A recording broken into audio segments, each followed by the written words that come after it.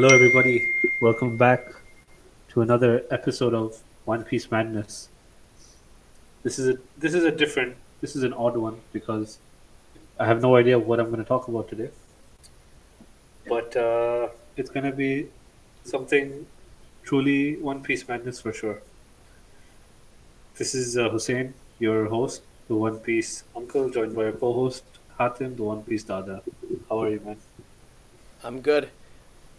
Any thoughts to what topic we should talk about with One Piece? It's a tough one because I kind of want to talk about the possibilities of what Weevil actually is. Is he Whitebeard's actual son, or is he just a clone? Like, what do you think? Honestly, that's we touched on the video for the chapter review, but I strongly feel that there's a possibility that Weevil might be straight up a Whitebeard clone. See, the thing is, we don't even know. Besides Stussy, we don't really have any comparisons of actual clones, and to see actually what a clone is, we only have Stussy, and she seems pretty exact to what people thought she was from before. But for Weevil, we don't. He doesn't look like Whitebeard. Maybe Weevil was an experiment beforehand, and like a first iteration, actually before Stussy, and it kind of made Whitebeard look weirder. That's what I was going for as well. Like, maybe Stussy went to Vegapunk when she ran away from the Rock crew after they disbanded, and she was like, "Help me create a clone of Whitebeard." And maybe back then, Mads was just in their formative years, so they had the clone tech ready, but it wasn't like super accurate. So he's like, "I'll give it a shot." So he must have taken Whitebeard semen because Stussy must have done something to Whitebeard for that, and then Or created you could take the hair, clone. or you could take hair. I know Oda doesn't want to do romance in this, so it's probably going to be hair, but semen would be funnier. Yeah, that's unlikely for a shonen. Maybe if it was like a little bit more mature audience, like Berserk or something, then yes, it probably would be. It could be semen, but it's not gonna be semen. The thing is, if you assume, the only reason again, like what we talked about before about Stussy having a relationship with Whitebeard, even for like for Ace's mom and Roger, like we haven't really seen much of a romantic relationship or any background of their relationship because I don't think Oda really wants to focus on that. So for Whitebeard and Stussy to be together, I feel like that's unlikely. Maybe it does happen, and it's just not like he's not gonna really flesh it out or show flashbacks or anything or give those like cheesy romantic montages. Like I don't think that's gonna happen. Especially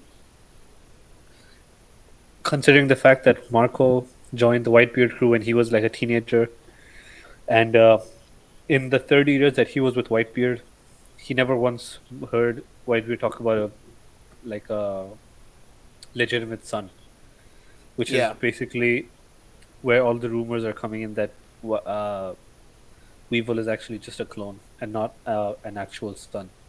yeah, and here's Because a Marco just looks confused. Like, it doesn't make sense. yeah.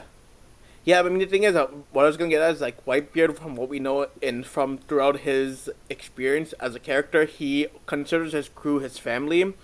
So I highly doubt he would just keep something so important and tell them, "Oh, I actually have a son." Like keep that from everyone. It's possible that Weevil is just a clone. What's interesting about Weevil also is the fact that he didn't want to destroy Sphinx Island and hurt any of the people there when Stussy and when Bucking and Weevil got to the island, and that shows that he is still a good character. Stussy might be a little greedy, a little up to no good, but Weevil looks like he has some decent character in him, which is kind of promising in the sense that now Whitebeard has basically another enemy to face off. Whitebeard already had Shanks, Luffy. Who else did he piss off? Weevil, and now Garp. So this just adds to another possibility of maybe the remnants of the Whitebeard crew joining forces with Weevil to fight Blackbeard another time. The thing is, though, with Weevil being a clone, you just wonder what Oda wants to add into the role of Stussy in the story. Like, we have clone Stussy, and then we have the real Stussy. So we really want to know what's the point of her actually being in the story, and what, because she's a part of Rocks. Like, does she have any lore dump that we'll have? Will she give us information about the One Piece or what happened to Rocks himself that will, open up a lot of, nuances to his, what really was his demise? Or is she there as another, like, antagonist too? We have enough people to tell us about the Rock's lore dump. We have Garp, we have Blackbeard. We don't really need Stussy to give us the rundown on that, but I'm wondering the same. Like, what is her purpose now in the story? That we find out that she's a Yeah. clone and double she double timed everyone basically. Yeah, and again, like we've talked about in the chapter reviews, now this is what we're an opportunity to really dive down and just put our heads and think that we have a story about Kuma, we have a story about Edward Weevil, and we have a story about Stussy, and then we have a story about Vegapunk in one arc, and how does that all tie together? Hmm.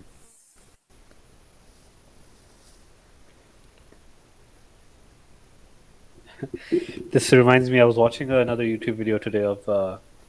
Have you heard of Sai? Sai. He's a One Piece YouTuber who covers leaks week to week, and he had come across this one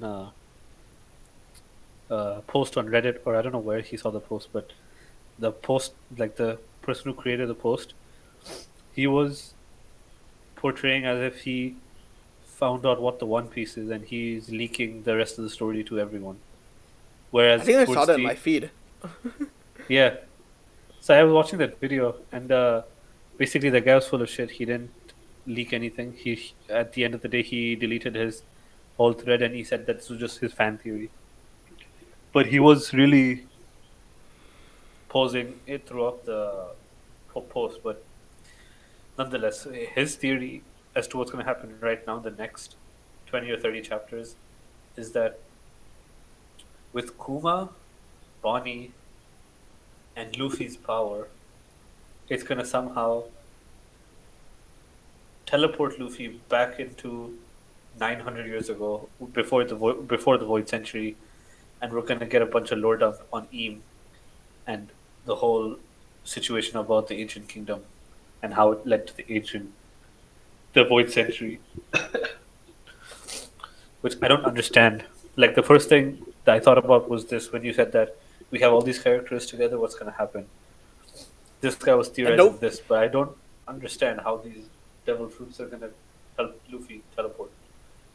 don't even keep in mind that we actually haven't even discussed the fact that the Elder Star is um, coming as well. So that's a whole big thing that's coming. So and why now? So yeah, I with that theory, the only problem I feel with that is if you're saying all these characters are connecting for Luffy to time travel back to the Void Century, I just don't see that happening because Luffy is again a protagonist, and we've mentioned this before, and a lot of people know this that Luffy is not the protagonist who's like curious as to learn more about the world. That's more Robin who's there, and then Luffy kind of just acts based on his instinct versus, okay, this is what I know happened in the Voice Century, so I have to do X, Y, and Z. That's not really how he goes. So I don't see that. No, but the point of the theory was that he's going to be forced into teleport back in time. Like it's not what he wants. It just happens. It happened accidentally, and now he's there, and now he's faced with all these people, and he's just learning about it by just being there. It's. I mean, there's also one theory that just comes to my head that this whole arc is kind of Oda really setting up foreshadowing for the Seraphim. And I say that because we have Weevil, who might be a clone. We have Stussy, who we know is a clone. And despite them being clones, we see that Stussy and Weevil have their own. Assuming Weevil's a clone, that they have their own mindsets. They think very differently from their originals. So I feel like this story is kind of giving our backstory of the scientific, you know, revolutions that Vegapunk and Mads have added to the world, and gives us the understanding of how the Marines are, while at the same time giving us that potential that the Seraphim could just be doing anything in the future, and that their personalities, they will become their own person. You can't even call the Mihawk Seraphim anymore. Like, he will be his own person. And it's wondered that Edward Weevil doesn't call himself Whitebeard, he calls himself Edward Weevil. What if at one point these Seraphim, kind of like how we think of robots now, where they actually want their own name. Like, these guys are actual clones, that they kind of want their own name, their own purpose, and their own and they have their own motives as well and desires. So I find that probably what Oda's trying to actually foreshadow in this story. And Kuma is related because Kuma obviously chose to become a cyborg who doesn't have his own free will. So it's a very story heavy on the aspect of free will, and showing us that Kuma chose to, but we want to see, why would someone give up their free will? While the Seraphim are saying these guys don't have free will, but they are going to gain. They do actually have it, or are going to gain it. They're kids right now, and we know kids don't evaluate things the same way as an adult does. So when they become adults, they could just be wanting to be their own person and call themselves, like, Mihawk might not call him Mihawk, he might call himself something else, and they might actually talk and dialogue and have their own motivations that could definitely change the game in the final war. We already know for a fact that they're different from their original bodies. When Zoro was clashing against Mihawk, Zoro made a comment that you are more human than the other one. And the other one he was referring to was definitely Mihawk, the original one. So you can see that they already have their own personalities, but I don't know what the future lies for the Seraphim, because if they continue to be a part of the story, then they're just going to be the most OP characters and no one can defeat them if they go rogue, right? So, like, will they still play a role My thing after is, the if war, or will Vegapunk deactivate them if Vegapunk survives? What's going to happen with these cyborgs, these seraphims? That's what I've been wondering. Will they be beneficial to the world? Will they be beneficial to the people of the One Piece world once the world government's been taken over?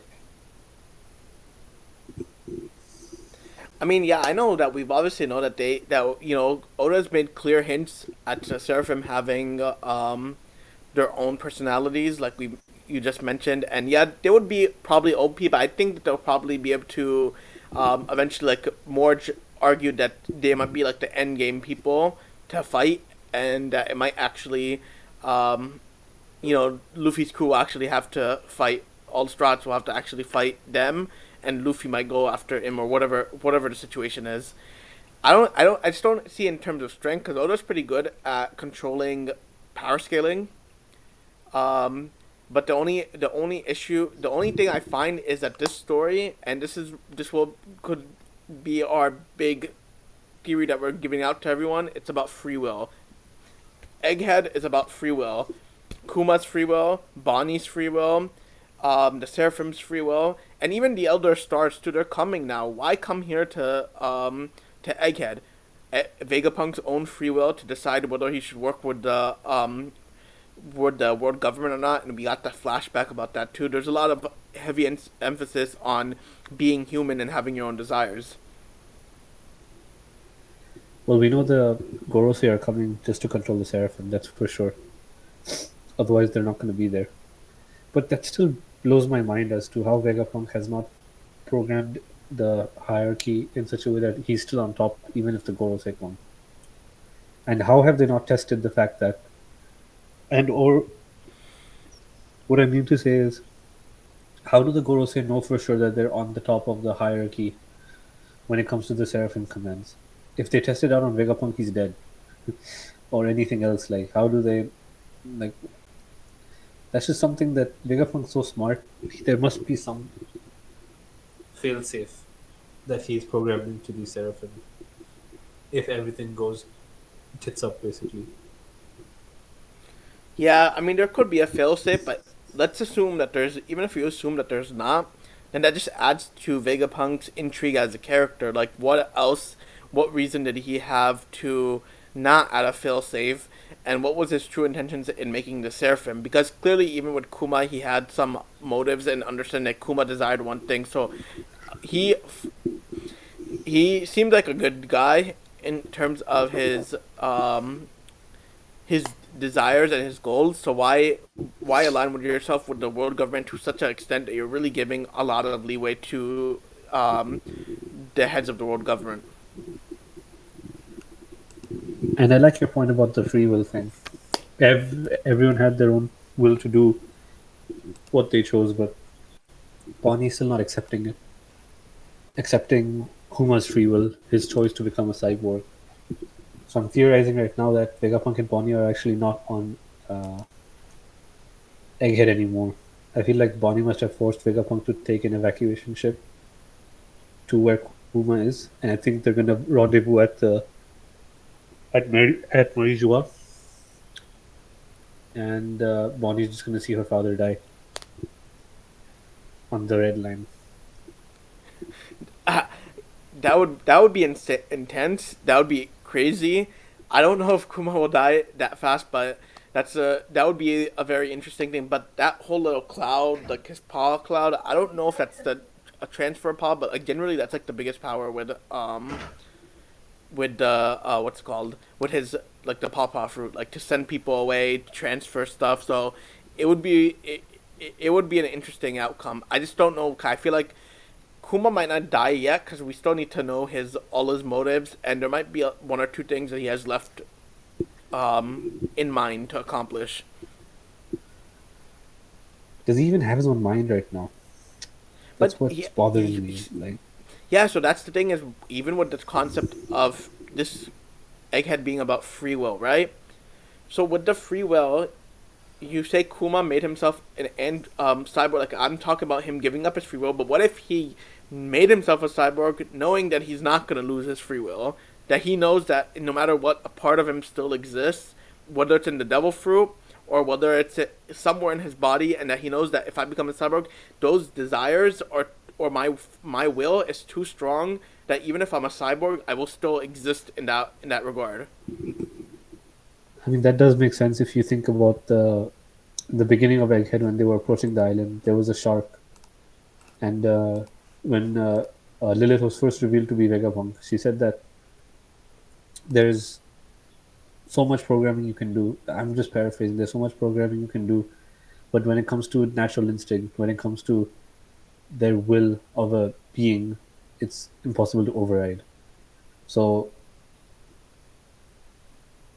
I could see if Kuma's will is strong enough, if his willpower, if his haki is strong enough, he can break through any programming. Very interesting. Yeah, exactly. Actually, you make a good point too. Like the aspect of hockey, like we're talking about hockey, like it's actually a manifestation of your actual free will. So, how much free will does someone as strong as Kuma actually have? Because we actually haven't seen him fight at all in a serious fight. So, how strong is his hockey? Is that he could probably be able to hold his own in a fight, and that hockey application we've never really seen it in terms of just we've seen it in battle, but we haven't really seen it in other applications, which might make it more a flexible power, like keeping yourself alive. I think we did see it, didn't we? Well, we saw them cancel devil fruits. Yeah, that's true. That's There's what a I was lot of thinking that. about actually. Yeah. But yeah, but I mean that's just an example of showing that like the application, hockey can be used for a lot of things, and there's probably more applications for it. It's your willpower.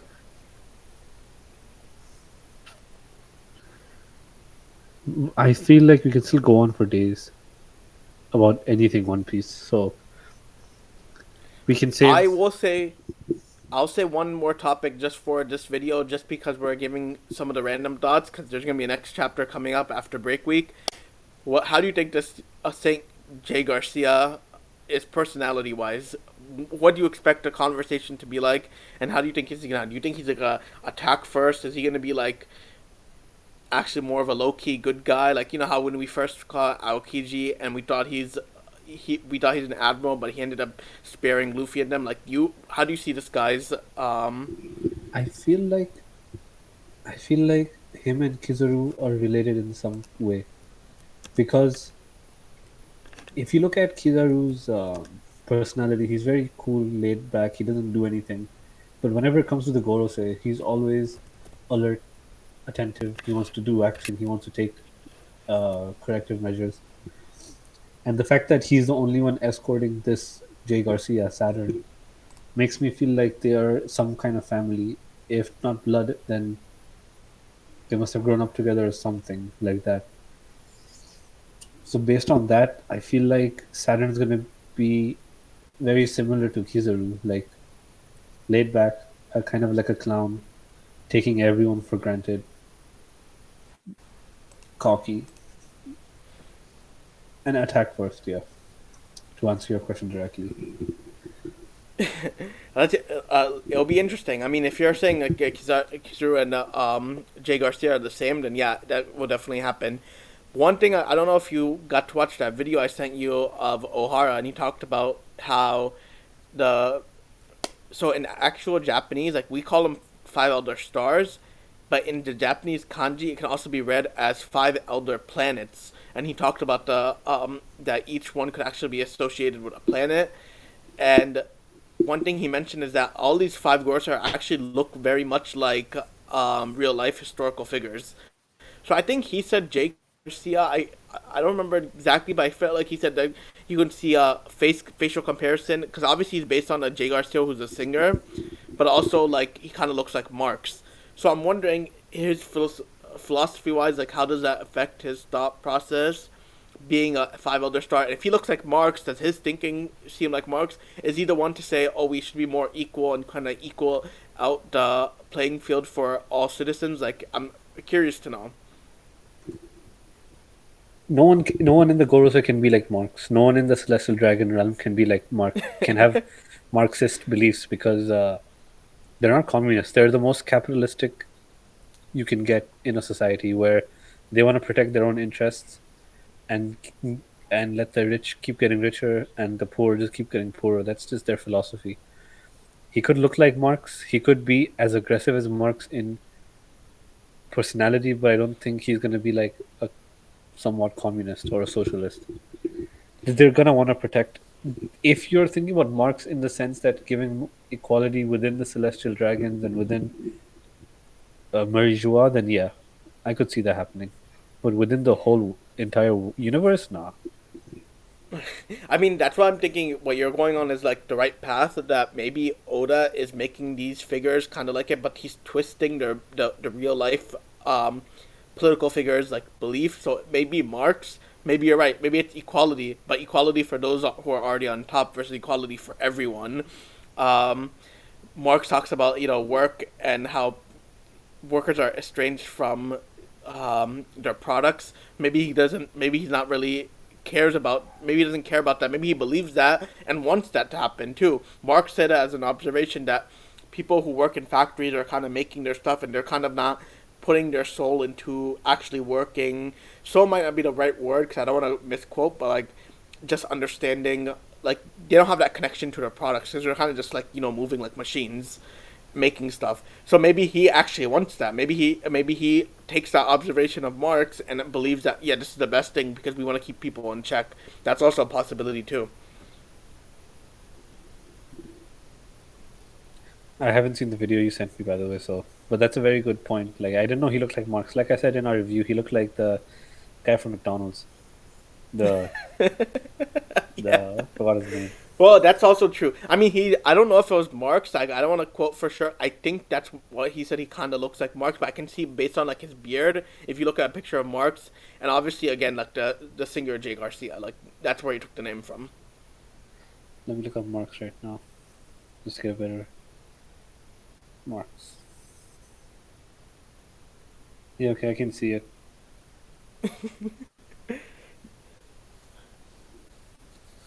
Marx looks like an asshole too, so makes sense.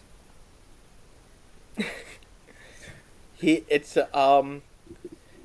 interesting just to see, but you should definitely watch that O'Hara video, and anyone who watches this video should watch the O'Hara video because he puts a lot of effort into thinking about the potential powers of the Gorsei and comparing them to Greek Roman mythology, and at the same time looking at the actual historical figures who they kind of look like. Yeah, man. I think that's all we have for today. Don't wanna stretch this out too much for everyone watching. Yeah, yeah, of If you course. guys actually Keep them like this, wanting more. we'll do another one for the next break week. But for now, next week expect 1074 to drop along with our review. This has been it from us. Do you have anything else to say, Hatem, before we close off?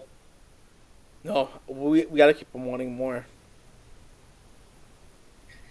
I Hatem must have been a ladies' man back in the day. I'm telling you.